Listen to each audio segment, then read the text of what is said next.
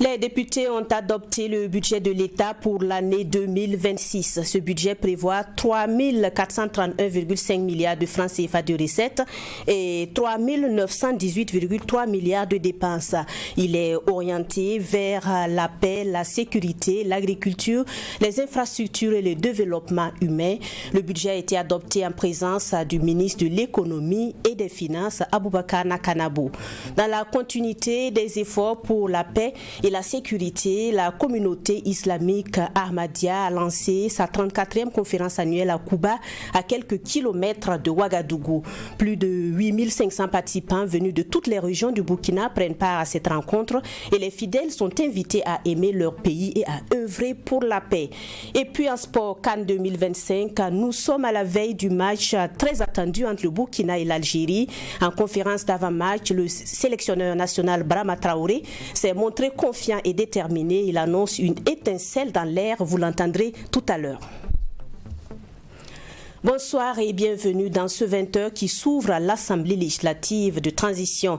Les députés ont examiné et adopté ce jour le budget de l'État pour l'année 2026. Ce budget prévoit 3 431,5 milliards de francs CFA de recettes et 3 918,3 milliards de dépenses. Il est orienté vers la paix, la sécurité, l'agriculture, les infrastructures et le développement humain. Le budget a été adopté en présence du ministre de l'Économie et des Finances, Aboubakar Nakanabou, que je vous invite à écouter. Il faut dire que le budget 2026 a été élaboré dans un contexte de poursuite de la reconquête du territoire et également dans un contexte de relance de l'économie et avec la nécessité de renforcer toutes les actions qui ont été menées pour atteindre l'autosuffisance alimentaire et faire en sorte aussi que le développement du capital humain soit une réalité. Au regard de tout cela, donc, les allocations ont été faites de façon stratégique, de sorte à ce que le budget puisse permettre, en tant qu'instrument de politique publique, d'atteindre les objectifs du gouvernement en termes d'amélioration des conditions de vie des Burkinabés. Au niveau des recettes, il s'agit d'un montant de 3 431 et au niveau des dépenses, 3 918, ce qui dégage un déficit de 486 milliards. Alors le fait marquant, c'est que le niveau du déficit a baissé et donc il est inférieur donc, au taux qui est prévu, qui est de 3%, la référence donc, en termes de normes au niveau de l'UEMOA. Ça montre que l'État fournit beaucoup d'efforts en termes de mobilisation des ressources souveraines pour faire face donc, aux dépenses. Il y a bien sûr un certain nombre d'indicateurs que nous avons pu faire ressortir à travers ce budget, notamment l'épargne budgétaire qui a été améliorée, donc qui est plus de 600 milliards, qui permet de dégager donc des ressources pour faire face aux investissements. Et à côté de cela, bien sûr, il y a une allocation stratégique du budget sur les secteurs essentiels. Le secteur de la défense et de la sécurité, on a alloué plus de 24%. Le secteur de la santé, plus de 12%. Le développement du capital humain à travers, bien sûr, tout ce qui est éducation, nous avons alloué donc plus de 20% et autour de 6% pour le secteur agricole, le secteur rural de façon générale. Donc tout cela devait permettre de faire en sorte que, au cours de l'année 2026, nous puissions accélérer le processus de développement qui est en cours. Et nous pensons qu'avec ça, normalement, nous devons pouvoir aller à un autre niveau en termes donc, de développement, avec toute la dynamique qui est en cours en termes de reconquête du territoire, également donc, les efforts qui sont en train d'être poursuivis pour l'offensive agro-pastorale et halieutique. Vous avez également remarqué que sur le secteur de l'industrialisation, il y a beaucoup d'efforts qui sont en train d'être fournis. Donc tout cela va permettre donc, d'améliorer la contribution du secteur secondaire au produit intérieur brut. Et nous escomptons un taux de croissance de 6,6% pour l'année 2026, après donc 6,3% en 2025. Nous avons, au cours de cette année, connu une baisse généralisée des prix, avec un taux d'inflation négatif, donc une déflation de 0,5%. Et nous escomptons pour l'année prochaine un taux d'inflation qui ne devrait pas dépasser 0,2%. Donc ça veut dire que les efforts pour créer de la richesse, pour améliorer la croissance, sont soutenus aussi par des efforts pour maintenir les prix à des niveaux acceptables au profit des populations. Donc aujourd'hui, nous pouvons dire que les efforts qui ont été fournis par tous les Burkinabés nous ont permis donc d'avoir un budget à la hauteur de nos ambitions. Et le gouvernement s'engage à mettre en œuvre donc, ce budget au cours de l'année 2026 pour améliorer les conditions de vie des Burkinabés. Aimer son pays et œuvrer pour la paix fait partie de la foi. C'est ce message qui est véhiculé à la conférence annuelle de la communauté islamique Ahmadiyya au Burkina Faso. Depuis hier, sur un rendez-vous spirituel réuni à Kouba, dans la périphérie sud de Ouagadougou, plus de 8500 participants venus de toutes les régions du Burkina. Et jusqu'au 28 décembre, les échanges vont porter sur la foi, la paix et surtout l'amour de la patrie. Alexis Belnaba. Réunis pour cette 34e conférence annuelle, la communauté musulmane Jamaat islamique Ahmadiyya réfléchir sur le thème « L'amour de la patrie fait partie de la foi ». Cette thématique est développée par El Hadj Souleymane Kaboré, le président par intérim de la dite communauté. Et ils sont près de 10 000 adeptes de Jamaat islamique Ahmadiyya qui ont fait le déplacement de Kouba ici à Ouagadougou pour cette rencontre. El Hadj Souleymane Kaboré de relever que cette rencontre est un cadre d'élévation spirituelle des membres de cette communauté. Le président par intérim de soutenir que dans le contexte burkinabé, chaque citoyen doit exercer ses droits selon les préceptes de l'islam. Les citoyens doivent exercer leurs droits avec amour et fierté pour leur pays. L'islam proscrit la rébellion, la trahison et tout autre acte qui représente une menace pour la paix et la sécurité de son propre peuple ou son pays. Étant donné que l'amour de la patrie est partie intégrante de l'islam, le musulman devra s'efforcer d'atteindre les plus hauts niveaux de loyauté et de patriotisme envers son pays, d'adoption ou de naissance. Témoigner le plus grand respect pour les droits et la dignité de ses habitants et faire preuve de bonne gouvernance lorsqu'il est appelé à l'exercice des affaires de la cité. Au-delà de ces déclarations, le conférencier du jour rappelle les enseignements coraniques. El Hadj Souleymane Kaboré a indiqué que la meilleure illustration de l'amour de sa patrie vient du prophète Mohammed, faisant cas de son émigration à Médine où il a signé avec les Juifs un accord pour la défense de leur territoire. Un des articles dit qu'ils défendront ensemble si une attaque se produit dans leur patrie, Médine. Et ce récit est assez édifiant. Les Juifs n'étaient pas des musulmans. Ils n'observaient pas le culte islamique. Ils ne croyaient pas à l'apostolat du saint prophète Mohammed sallallahu alayhi wa sallam. La seule raison qui a pu justifier ce pacte-là, c'est la défense de leur territoire, défendre leur patrie. La protection de la patrie passe à tout prix, même si votre État est attaqué par des adeptes de la même religion que vous. Le chargé de mission du ministère chargé de l'Éducation nationale présent à cette rencontre a traduit les remerciements de son département de tutelle pour les différents enseignements. Dr Atimi Deme soutient que dans le contexte burkinabé, les enseignements axés sur le patriotisme et de l'islam font partie intégrante de la promotion de la paix. Les thèmes vont dans le sens de la cohésion sociale, dans le sens de la reconquête de notre territoire, dans le sens d'encourager les musulmans à aller dans le sens des autorités. L'amour de la patrie est un élément du patriotisme. Ça veut dire quand vous êtes croyant, comme il l'a dit, vous devrez aimer votre pays. Vous ne devrez jamais accepter de prendre des armes contre votre pays ou vous rallier derrière des gens qui cherchent à attaquer votre pays, vous ne le ferez pas. Débutée ce 26 décembre, cette 34e conférence annuelle de la communauté musulmane Jamaat islamique Ahmadiyya prend fin le 28 décembre prochain. L'événement est axé sur la promotion de la paix, du patriotisme et des enseignements de l'islam. Des milliers de fidèles avec des délégations venues de plusieurs pays prennent part à ce grand rendez-vous de la spiritualité. De la sécurité et de la paix, nous nous tournons vers un autre levier au progrès national. Il s'agit du secteur de l'économie. L'ancien international burkinabé Mohamed Ismaël Ouedraogo s'est reconverti en businessman et apporte sa touche au développement et à l'innovation du secteur. Promoteur d'une société de livraison, il a mis en place une application dénommée Caligo pour faciliter les commandes en ligne des services de livraison. Présent pour le moment qu'à Ouagadougou, la société de livraison prévoit s'étendre dans les grandes villes du pays dans les jours à venir. La cérémonie de lancement des activités avec Alexis Belemnaba. Caligo, votre service, notre devoir. C'est le slogan de cette nouvelle société de livraison burkinabé qui fait gagner du temps. Elle est perceptible à travers son visuel. Avec cette société, plus besoin de se déplacer. Il suffit juste avec votre smartphone de télécharger l'application Caligo sur Play Store ou App Store et commander en quelques clics et suivre vos colis en temps réel. Toutes les prestations sont conçues pour être express afin de répondre à l'urgence et aux besoins du marché local, notamment dans la capitale Ouagadougou en pleine croissance. Les services de livraison sont disponibles 24 heures sur 24. C'est un projet porté par Mohamed Ismaël Ouedraogo, un ancien international footballeur burkinabé. Cette application intègre également des solutions de paiement en ligne fiables et sécurisées, adaptées aux habitudes locales. La responsable communication et marketing de Caligo d'expliquer le processus d'accès à la plateforme. Une fois que vous accédez à l'application, la première des choses, si c'est votre première fois de commander, c'est de créer un compte. Et la création du compte, c'est juste mettre votre nom, prénom, un numéro de téléphone ou une adresse email.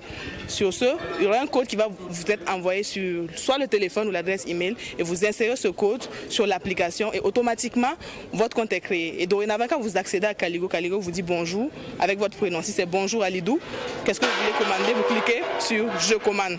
Du côté des livreurs, l'organisation est pensée pour être réactive et efficace. Lorsqu'une demande est émise, tous les livreurs connectés reçoivent une notification. Le plus proche de l'adresse de prise en charge s'engage pour la mission. Pour le promoteur Mohamed Ismaël Ouedraogo, l'application est conçue non pas pour faire la concurrence, mais pour la rapidité, la fluidité, la sécurité et l'assurance des services de livraison, tout en participant au développement du pays. Nous, on n'est pas venu pour concurrencier qui que ce soit, honnêtement.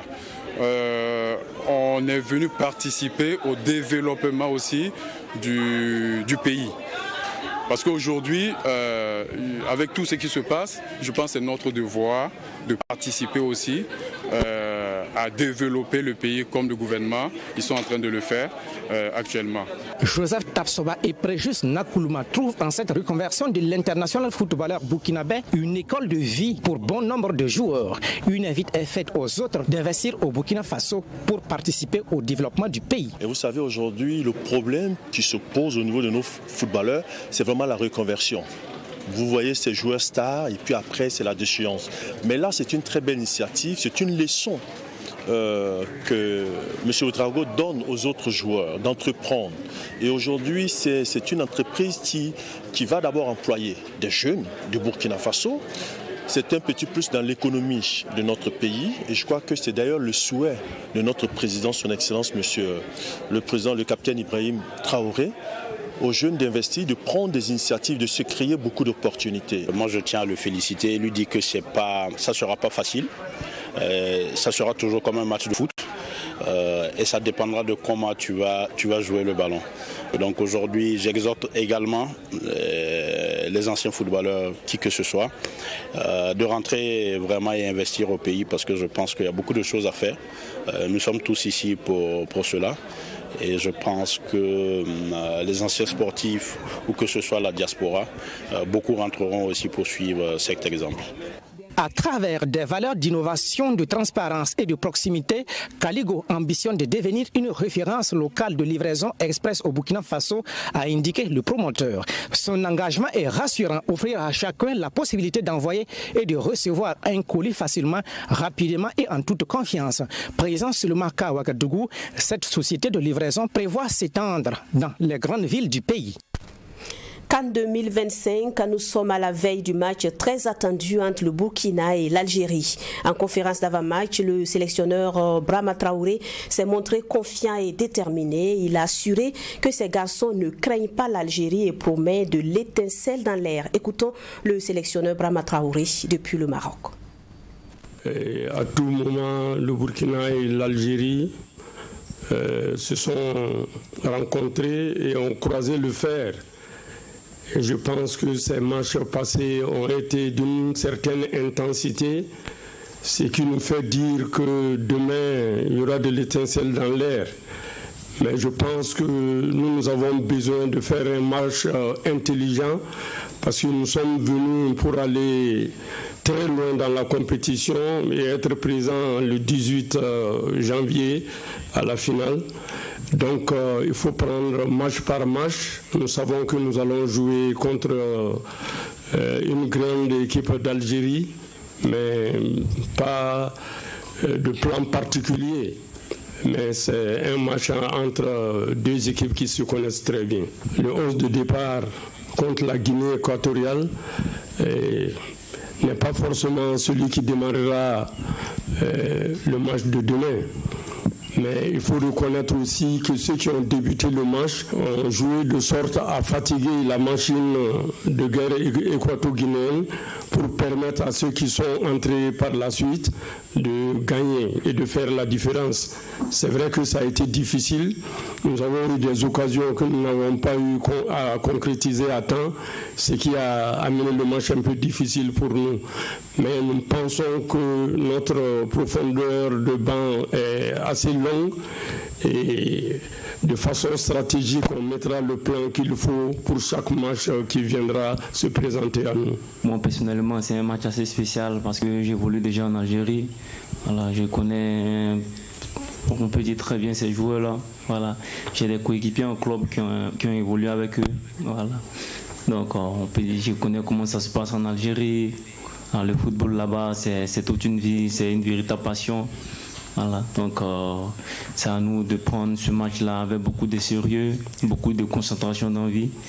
Il est clair que l'Algérie vient favori, mais nous avons notre mot à dire dans cette rencontre-là. Nous avons énormément de qualités, voilà, sur le plan individuel et collectif pour pouvoir mettre cette équipe en difficulté. Donc je sais que nous sommes préparés, que ce soit mentalement, psychologiquement, physiquement et à chaque aspect pour pouvoir répondre présent durant cette rencontre-là. Puisque l'entraîneur annonce une victoire, les supporters n'attendent qu'à la célébrer. En attendant demain 17h30, donc temps universel, nous revenons à Ouagadougou pour parler sécurité. Les habitants du quartier Bendogo, dans l'arrondissement 10, peuvent désormais dormir sans crainte. Le quartier a son tout premier commissariat de secteur.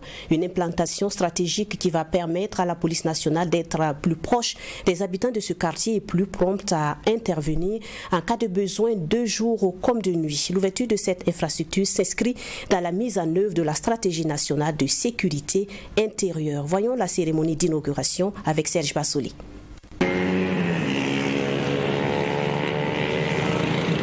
Ouagadougou dispose dorénavant de son tout premier commissariat de police de secteur CPS. Il est situé au quartier Bendogo dans le secteur 42 de la capitale. Ce tout nouveau commissariat de police de secteur occupe désormais les locaux de l'ancienne brigade de gendarmerie de Nongre-Massum. La présente activité marque donc l'ouverture officielle ainsi que le début des activités du commissariat de police de secteur. Au dire du contrôleur général de police Agima Abdul Aziz Yonli, directeur régional de la police nationale du Kadiogo, les commissariats de police de secteur, au-delà d'offrir aux populations des prises en charge sécuritaires plus efficaces, permettront un meilleur maillage sécuritaire. Après avoir pris des textes concernant la réorganisation de la sécurité, à travers la stratégie nationale de sécurité intérieure, il y a eu un décret qui a porté sur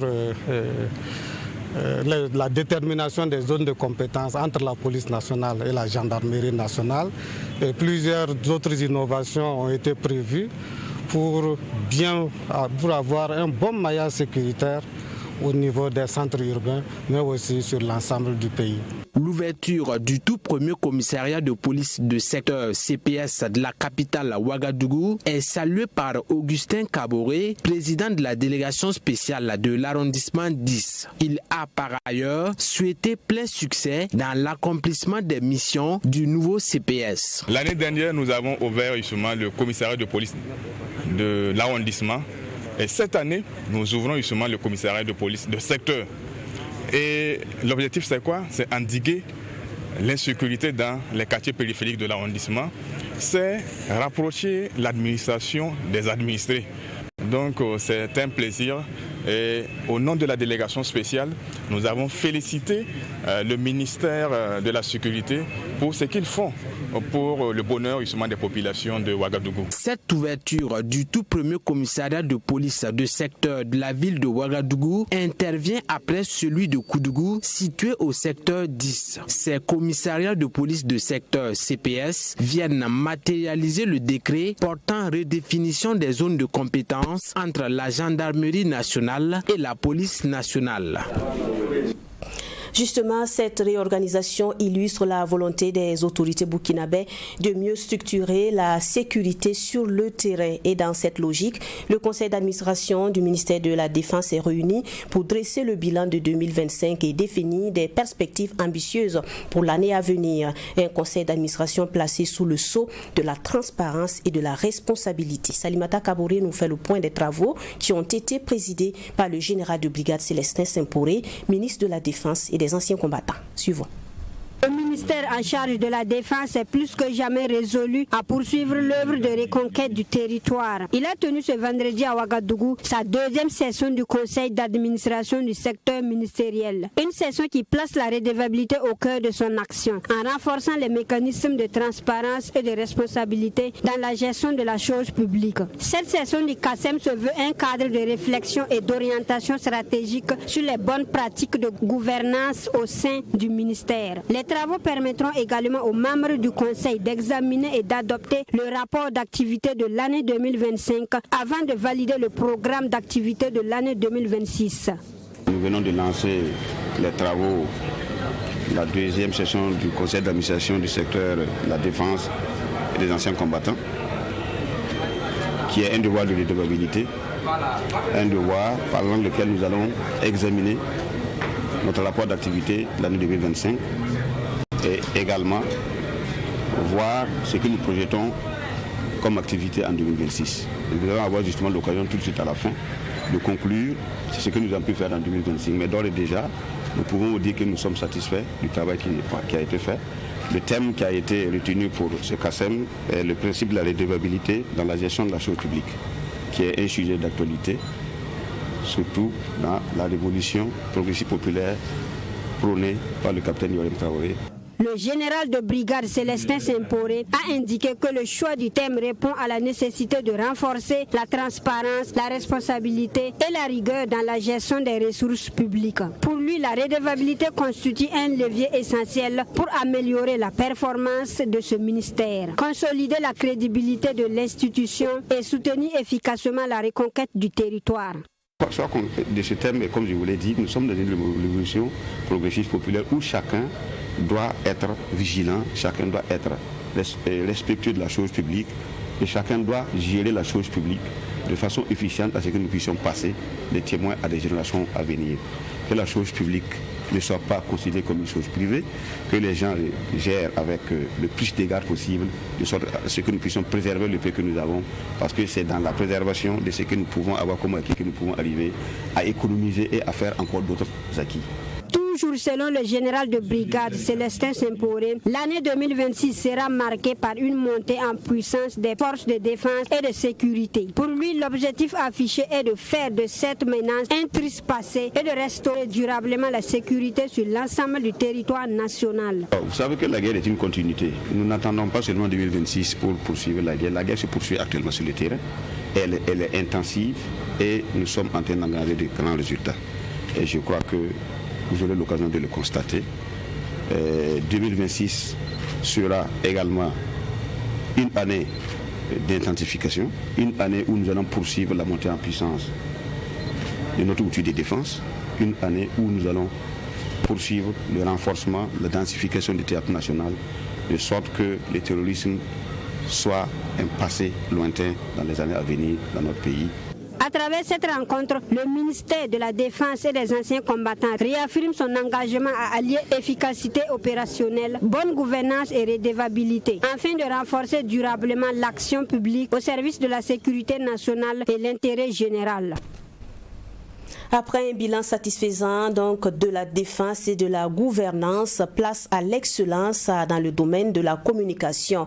Le Conseil supérieur de la communication a honoré 35 femmes et hommes, une distinction honorifique en faveur de leur abnégation au travail. Une cérémonie empreinte d'émotion qui nous est contée par Dorothée Bambara.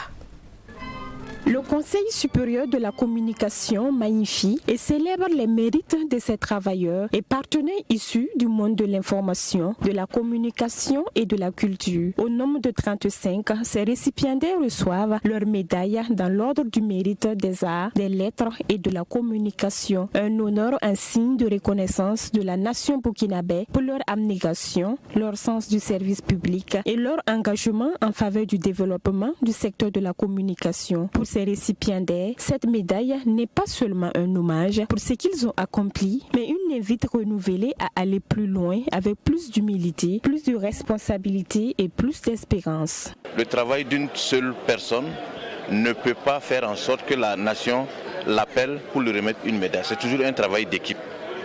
Ce n'est pas parce que c'est moi qui reçois la médaille que ça ne pouvait pas être quelqu'un d'autre. Et ce n'est pas parce que c'est moi aujourd'hui que ça ne sera pas quelqu'un d'autre demain. Voilà, donc quand on pense que c'est un travail qu'on fait collectivement et qu'on est distingué individuellement, on ne peut qu'être humble. Comme vous le savez, le pays traverse des moments difficiles avec la crise sécuritaire et humanitaire. Cette distinction doit faire en sorte que nous puissions tous, autant que nous sommes, nous puissions nous remobiliser autour des plus hautes autorités de ce pays, bâtir une solidarité qui puisse nous amener à bouter le terrorisme hors de ce pays. C'est beaucoup de bonheur, un sentiment de gratitude et de reconnaissance envers les premières autorités de notre pays, les autorités du ministère de la Communication, le CSC et puis notre fêtière, les publicitaires associés. C'est un mérite qui revient à mon personnel, à mes collaborateurs. Et je voudrais dédier aussi cette médaille-là à ma famille. Cette distinction n'est pas un fruit du hasard, mais plutôt la résultante de l'investissement personnel, la conscience professionnelle et le sens élevé des récipiendaires, se convainc le président du CSC. Occasion pour lui, Modeste Ouedraogo, d'inviter ses récipiendaires à toujours cultiver l'excellence autour d'eux afin de contribuer efficacement au renforcement de la cohésion sociale et de l'unité nationale. En vos qualités de journalistes, communicateurs, de leaders d'opinion et de personnes ressources, vous avez un important rôle à jouer dans la mise en œuvre des idéaux de la révolution progressiste populaire. Votre travail et vos actions au quotidien devront être impactants à travers non seulement la bonne information et la sensibilisation de vos concitoyens, mais aussi et surtout l'exemplarité de votre engagement patriotique.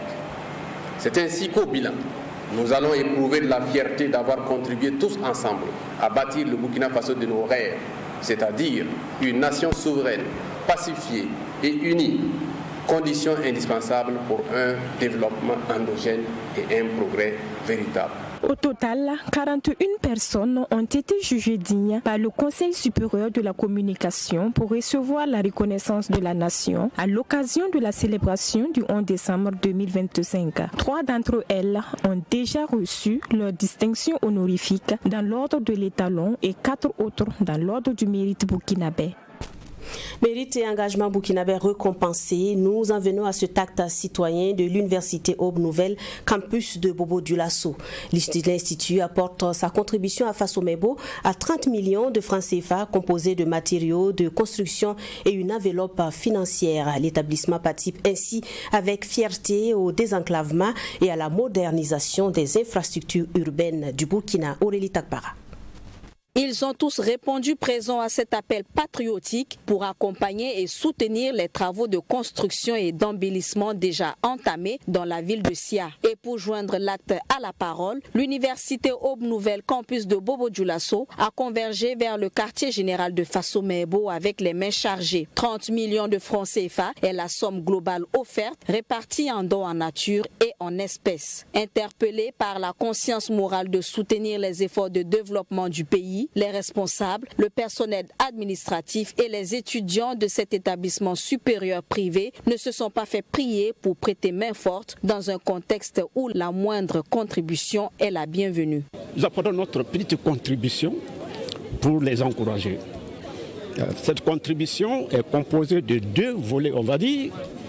La première contribution en nature, dont la liste est jointe que vous pouvez consulter, d'un montant de 20 millions, et une deuxième contribution de 10 millions en espèces, soit au total 30 millions que l'Université Aube Nouvelle de Bobo apporte pour encourager Faso Mebo.